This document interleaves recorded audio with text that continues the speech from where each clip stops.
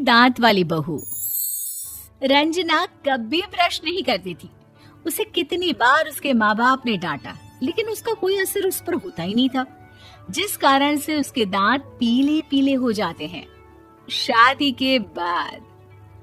अरे बहू, वैसे तो तुझ में कोई कमी नहीं है, पर तेरे दांत इतने पीले कैसे हैं बेटा? कैसे मतलब? कोई सर्जरी थोड़ी ना कराइए। वो तो क्या नाम, मैं ब्रश नहीं करती थी तो पीले हो गए। अब क्या करूं? आप कहे तो लाल करवा लूं या फिर काले? यार ये क्या है, क्यों माँ से लड़ रही हो? लड़ रही हूँ? अरे मैं लड़ रही हूँ या ये बोल रही है कि दांत पीले हैं, पीले। अरे तपस्या थोड़ी ना की है इन्हें पीले करने के लिए। बकायदा ब्रश नहीं किया है 20 साल तक, तब जाकर। छी, कैसी बात कर रही हो? ये उस वक्त तो पीले नहीं थे जब हम लोग तुम्हें देखने आए थे। अरे तब साफ करवा लिया होगा डेंटिस्ट के पास जाकर। अब देखो कैसे पीले पीले लग रहे हैं। रंजना सास की तरफ गुस्से से देखती है। फिर शुरू हो गई पीले पीले पीले। अरे पीले तो तब भी थे जब मेरे हाथ का रसगुल्ला उड़ा उड़ा कर खा रही थी और बोल रही थी, लड़की नहीं गुणों का खजाना दे रहे भाई साहब आप। खैर, अब वो लोग करते भी तो क्या करते, पीले दांत वाली बहू पल्ले पड़ी थी तो झेलना तो था ही। एक दिन कीर्तन में रंजना गाना गा रही थी। अरे कमला बहन, माँ का द्वार है, यहाँ तो सब शुद्ध होकर आते हैं, फिर अपनी बहू को ब्रश भी नहीं करवाती तुम। दूर से पीले पीले दांत भक्ति में बाधा उत्पन्न कर रहे हैं।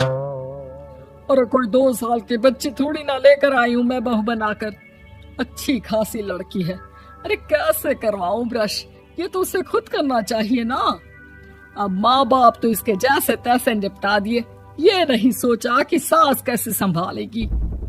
सास बहू को लेकर घर आ जाती है, लेकिन सोच लेती है कि अब इसे लेकर कहीं नहीं जाएगी। अगले रोज बहू कहती है, अरे क्या हो गया, मंदिर नहीं जाना क्या? कीर्तन का वक्त हो रहा है। मेरी मधुर वाणी से कान्हा जी जागते हैं और सोते हैं। आप तो जानती है ना उनकी भक्ति में कितना मन लगता है मेरा। वो क्या है ना, तबीयत ठीक नहीं लग रही है मेरी, आराम करूंगी मैं। तबीयत ठीक नहीं लग रही? अभी तो मिथुन के गाने पर नाच रही थी आप, और अब बोल रही है कि तबीयत ठीक नहीं लग रही। अरे भक्ति में मन लगा लो सासू माँ, ऊपर जाना है, क्या मुंह दिखाओगी आप? हाँ? सास को बहू की बात पर गुस्सा आ जाता है। मैं क्या मुंह दिखाऊंगी, इसकी चिंता तो ना कर, समझी? अपने मुंह की चिंता कर, जो ये पीले पीले दांत लेकर हर जगह पहुंच जाती है। पता है लोग कितना मजाक बनाते हैं। ना जी ना, मैं नहीं जाना कहीं तेरे साथ। तो ये बात है। कोई ना, मत जाओ, मैं अपने कमरे में ही बैठकर भक्ति कर लूंगी। ऊपर वाला दांत थोड़ी ना देखता है, मन देखता है, भावना देखता है। और अरे बस बस, तू सब कुछ दिखा, बस ये सफेद चमकदार दांत ना दिखाना किसी को, है? जा यहाँ से। बहू को सास की बात का कोई फर्क नहीं पड़ता, वो तो जैसी थी वैसी ही रह जाती है। सुबह नहाकर किचन में खाना बनाना, फिर खाना खाना, कीर्तन भजन करना और सो जाना। एक दिन, माँ जी मैं सहेली के घर जा रही हूँ, शाम को लेट आऊंगी। हाँ हाँ तो जाना, मैंने कौन सा तेरी आरती करनी है घर पर बैठकर। रंजना सहेली के घर जाती है, जहाँ वो पार्टी में जाने की तैयारी कर रही होती है। अरे शिखा, कहाँ जाने की तैयारी कर रही है? मैं गलत वक्त पर आ गई क्या? अरे नहीं यार, उल्टा सही वक्त पर आ गया। मैंने ये साड़ी और ज्वेलरी निकाली है यार, शाम को इनके ऑफिस की एक पार्टी में जाना है।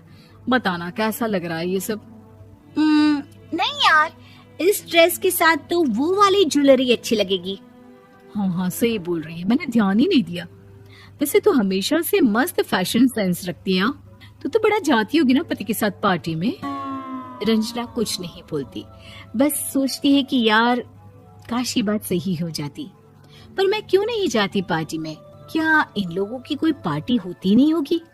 रंजना घर आती है और रात में पति से सवाल करती है, एक बात बताइए, आप मुझे किसी पार्टी में क्यों नहीं ले जाते? क्या आपके यहाँ ऑफिस में पार्टी नहीं होती? पति बेचारा क्या कहता कि दांत पीले हैं तुम्हारे इसलिए। अरे कोई पार्टी होती नहीं हम लोगों के ऑफिस में, तो कहाँ से लेकर जाऊं? और मार्केट, मॉल, कहीं वीकेंड घूमना, कहीं तो। अरे यार, सारे हफ्ते में एक छुट्टी मिलती है, तो सोचता हूँ कि आराम ही कर लूं। क्यों? रंजना मन मार के रह जाती है। पहले कभी सास के साथ मंदिर जाया करती थी, लेकिन वो भी सास ने ले जाना बंद कर दिया। घर बैठी बैठी रंजना बोर हो जाती है। तभी उसे आइडिया आता है और वो मायके जाने का सोचती है। सासू माँ, 2 दिनों के लिए मम्मी के घर जा रही हूँ।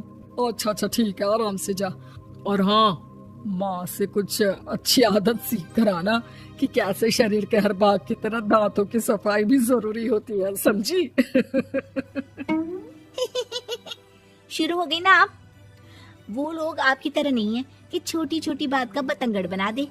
उन लोगों के लिए मैं मायने रखती हूँ, ना कि मेरे पीले पीले दांत। रंजना माँ को बिना बताए उन लोगों को सरप्राइज देती है, लेकिन जैसे ही वो दरवाजे पर पहुंचती है, अंदर देखती है कि घर वाले कहीं जा रहे होते हैं। अब माँ, काश रंजना दीदी के दांतों वाली प्रॉब्लम नहीं होती, तो वो भी हम लोगों के साथ चलती ना बुआ जी की बेटी की शादी में। हाँ बेटा, लेकिन अब उसे कौन समझाए कि उसको उसके पीले दांत नहीं दिखते, लेकिन उसके आसपास के लोगों को कितना एम्बैरेसिंग फील कराते हैं। मुझे तो कितनी बार उसके स्कूल की टीचर ने शिकायत की कि उसके साथ कोई लड़की बैठना भी नहीं चाहती, और ना ही कॉलेज में कोई उससे बात करना चाहता था। लेकिन पता नहीं क्यों उसे ये बात समझ में ही नहीं आती। कोई कमी नहीं है उस लड़की में, बस यही कि दांत पीले हैं। वो तो भला हो जीजा जी और उनकी माँ का, जो दीदी को जैसी है वैसे ही रखा हुआ है। रंजना को अपने घर वालों की बात सुनकर बहुत दुख होता है। वो सोचती है कि वो क्या करे, लेकिन फिर वो सीधा डेंटिस्ट के पास जाती है, अपने दांत चमकाती है और कसम खाती है कि वो रोज ब्रश करेगी। अरे क्या हो गया? तुम तो 2 दिनों के लिए गई थी ना, पर कोई ना, अच्छा है, चलो आ गई तो। रंजना सास के सामने आकर खड़ी हो जाती है और पूरी स्माइल करती है, उसके चमकदार दांतों को दिखाती हुई। चले मंदिर।